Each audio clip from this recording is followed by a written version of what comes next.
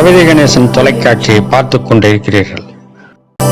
கவிதை கணேசன் தொலைக்காட்சியை பார்த்துக் கொண்டிருக்கிறீர்கள்.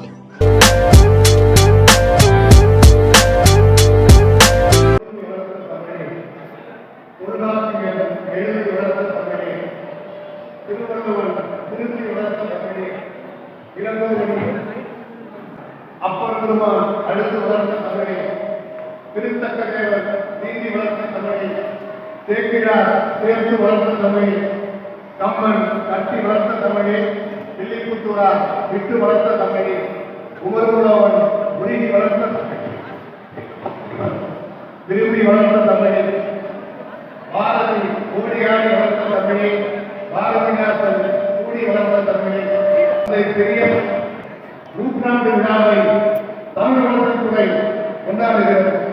இந்த இனிய நிகழ்விற்கு வருகின்ற தமிழ்நாடு தமிழ்நாட்டுத்துறையினுடைய இயக்குனர் மதிப்பிற்குரிய அண்ணன் முனைவர் அருள்வாக்கினுடைய முதற்கண் வணக்கத்தை தெரிவித்துக் கொள்கிறேன்.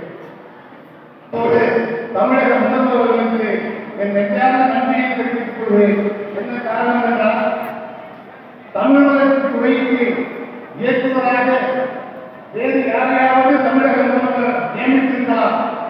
ஆனால் அண்ணன் அவை அன்பவர்களை நியமித்ததற்கு காரணம் அவை தமிழுக்கு அரசு கொடுத்த அங்கீகாரம். அவருடைய பாட்டனார் அவை குலசாமி அவர்களுக்கும் அவருடைய தந்தையார் தமிழ் பல்கலைக்கழகத்துடைய முன்னாள் துணைவேந்தர் ஐயா அவை நடராஜன் அவர்களுக்கும் கொடுத்த அங்கீகாரம் தான். தமிழ் வளர்ச்சி துறையினுடைய இயக்குநர் அவர். நான் முன்னே சொன்னது போல, ஏன் அவருக்கு அந்த இயக்குநர் பதவியை தமிழக முதல்வர் வழங்கினார் என்றால், தமிழ் மேலும் அருள்பட வேண்டும் என்பதற்காக அந்த அருள் அவர்களுக்கு இயக்குநர் பதவியை முதல்வர் வழங்கினார்கள். அது மட்டுமல்லாமல் இயக்குநர் அண்ணன் அவர்கள் 2 தமிழகத்தின் தலைநகரத்திலும் தமிழ் படித்தவர், இந்தியாவின் தலைநகரத்திலும் தமிழ் படித்தவர். வாய்ந்த இயக்குநர்களுக்கு என்னுடைய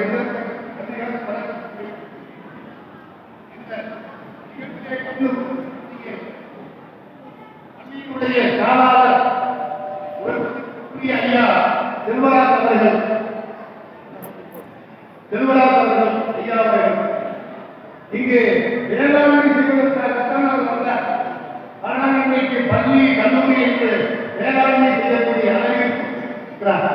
அது மட்டுமல்லாமல் ஐயாவர்கள் இந்த நிகழ்ச்சி தொடங்குகின்ற பொழுது கம்ப்யூட்டரை காட்சி என்று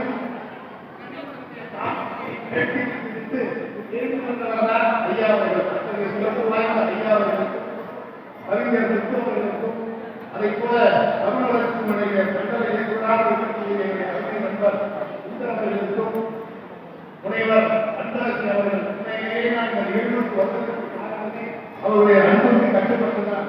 அந்த வகையிலே இன்றைக்கு 21/9/1991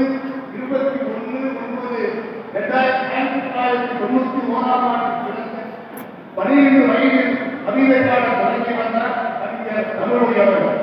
அது மட்டுமல்லாமல் தமிழர்கள் புதைத்துவிட்ட பலவற்றை தமிழ் உலகிற்கு அவருடைய வரலாறே தெரியாத அளவிற்கு படைத்து விட்டார்கள். தமிழொலி அவருடைய வரலாறு. ஏனென்றால் அவர் பிறந்தது புதுச்சேரி பக்கத்திலே இருக்கிறார்கள், குறிஞ்சிப்பாடி பக்கத்திலே வடலூர் இருக்கிறார்கள்.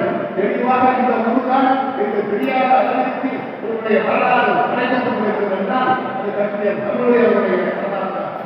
20ஆம் நூற்றாண்டில் மனிதநேயம், சமத்துவம், தேசியம் என்ற 3 கொள்கைகளில் பற்றுக்கொண்ட தமிழ் கவிஞர் தமிழொலி அவர்களுக்கு தான் இன்றைக்கு 100.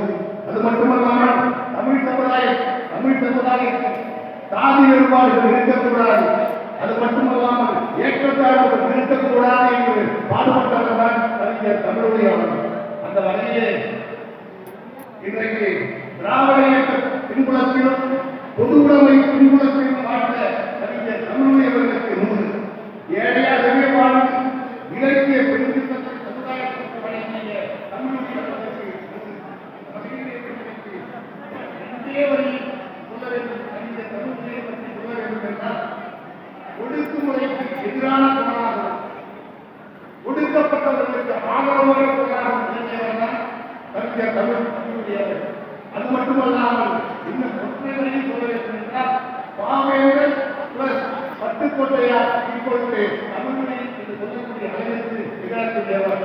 அவர் தமிழை காதலிக்க காரணத்தால் எந்த பெண்ணையும் காதலிக்காமல் யாரையும் கல்யாணம் செய்து கொள்ளாமல் வாழ்ந்து 40 வயதிலேயே மறந்தவர் தான் நம்முடைய அவர்கள்.